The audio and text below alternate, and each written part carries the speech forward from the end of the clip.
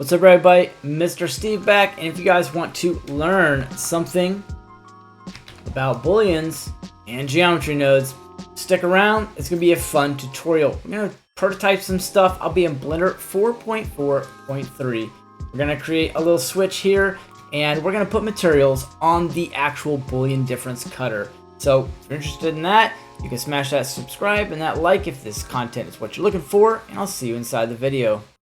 Alright, everybody, we're going to start off very simple. Open up a geometry nodes window and then put a cube in, and effectively, just so you can create a Boolean surface, and then you can scale this out however you wish, whatever direction, doesn't matter. And then when you're done, make sure to hit apply scale. And it sounds like I got a real thunderstorm coming in. Try not to have too much of that in the tutorial. Now, once you've clicked to add your geometry nodes in, then you can go ahead and spread these out just a touch. Get yourself a little bit of room. And let's drop in the mesh Boolean.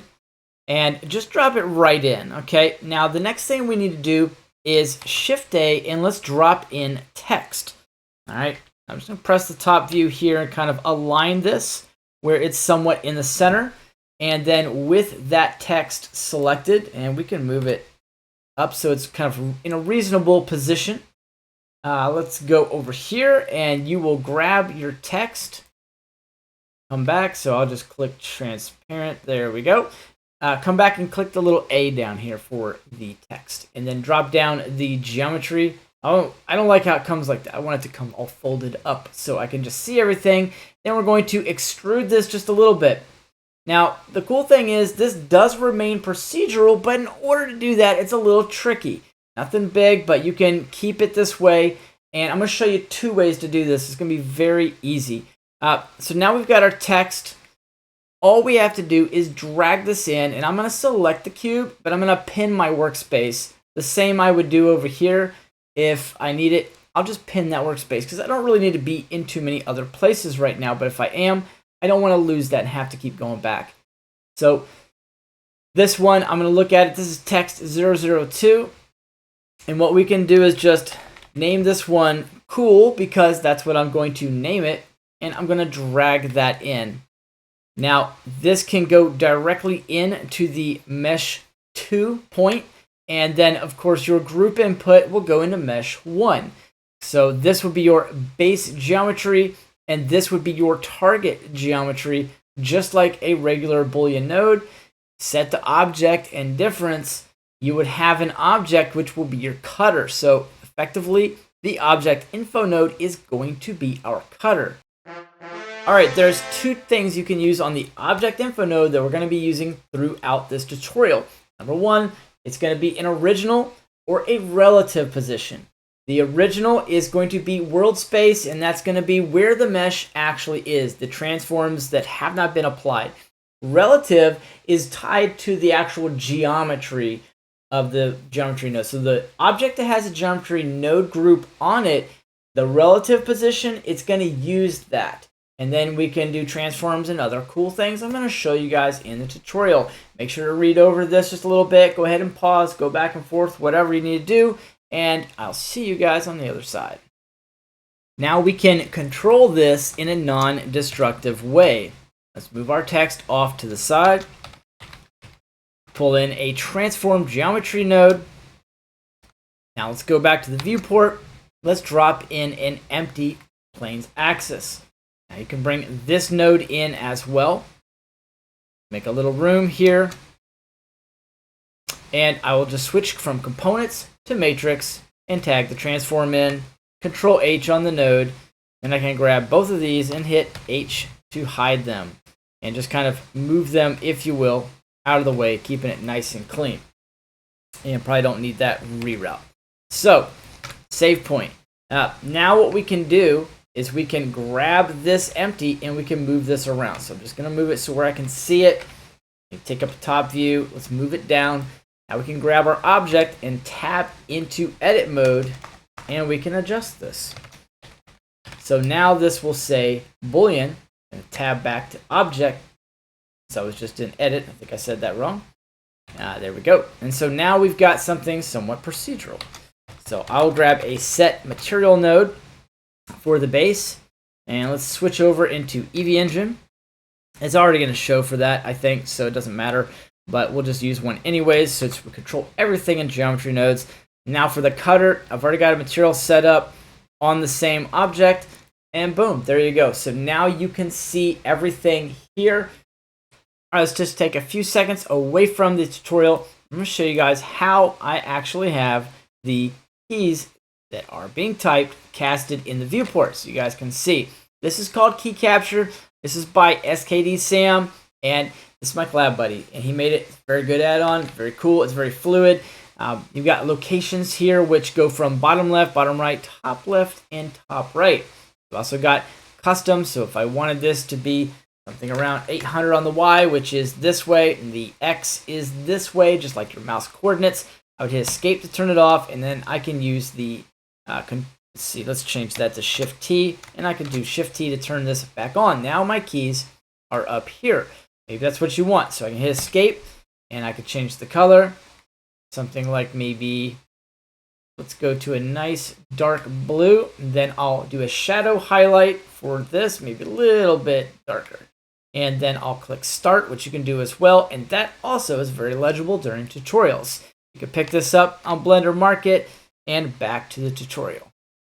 Now for the other way you can do this, very simple. We're just going to Shift A in the geometry area and type in string to curve, okay? And you'll pull that up. Now once you've got that, we're going to do something similar here. We're going to pull out a transform. We can grab another empty. This time I will use the arrows for this one, and I want to pull empty 3 in, and we need a menu switch here. We don't have to have it, but this is what I want to do. Now this way we can switch geometry, and this little gray output here, rather input technically, we're going to now have an A-B switch, and so the geometry that is in A will show, or the geometry that is in B will show. Go ahead and put this in. Let's do a transform. Let's put our object info node in here, Control H, make it look good. Let's tidy everything up once again. And now we've got our menu switch here. So now when we do this, we will be able to control the actual geometry from our strings. But there's a couple things here. You're going to have to put something in there. So I'll just put in any kind of text, and then I'll bring it right about here. Now, this is a mesh Boolean, okay? So we have to do something here. So what we're going to do is we're going to put in a curve to mesh.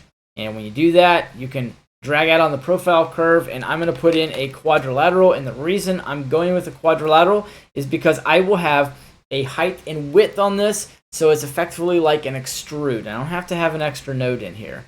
So now I'm going to switch this to B, and you can see I've got everything looking a little crazy and chopped up, but we can fix this very easy, and we do control it now. So I think for the width, 0.05 should be good. And we do have a little funky business going on here, so I will put this to 0.8. I think that would be good. And now we've got a little bit of a nice cut in here. Let's grab our empty arrows, and let's see what we can do, though, to kind of fix how that ends up looking. And we can clean it up, I think, by moving to exact. And that'll be a little bit slower, but it's better. Float is like the cheapest Boolean you can get. So there you go. Now you've got an actual depth here. I'm going to create a save point so I don't screw anything up. And I can move this up, and you see it's very slow. If I put this, let's see, did I cut through yet? I did. So back to like 1. It's not cut through, but it looks good. And if I go greater than the Z threshold here, it'll cut all the way through. And of course, this is a curve, so you can put in a resample curve here and do some extra things to make that look really, really cool. And you can actually change fonts. You can do whatever you want here. This little simple setup will kind of give you a little broader horizon, if you will, to make some cool things. Now, what I will do is let's move this curve to mesh and the quadrilateral down. And I do want to put the set material here the same so we can kind of see how that looks. And then we can change the resolution of our Boolean cut. And of course, we can now move this thing around, do whatever we want with it. A little slow. Switch over here to A, and then grab your other empty, and then you can move this one around. You can scale it down, do whatever you want with it. All right, one last thing before we're done, and this is pretty cool. I only know how to do this on Windows, so don't shoot me. If you go to the string to curve node and click the folder icon, and you go to your system, you'll have fonts right here. This is in Windows. Scroll down anywhere you want. Wingdings is always a fun one. I think everybody in the whole world knows about that. Give it just a second to load. Probably takes whatever time it takes for your PC. And now we have Wingdings, and that's cool. But anyways, guys, hope this was educational for you. I will put this file up on my Patreon so you guys can follow along. Go grab it. It'll be free.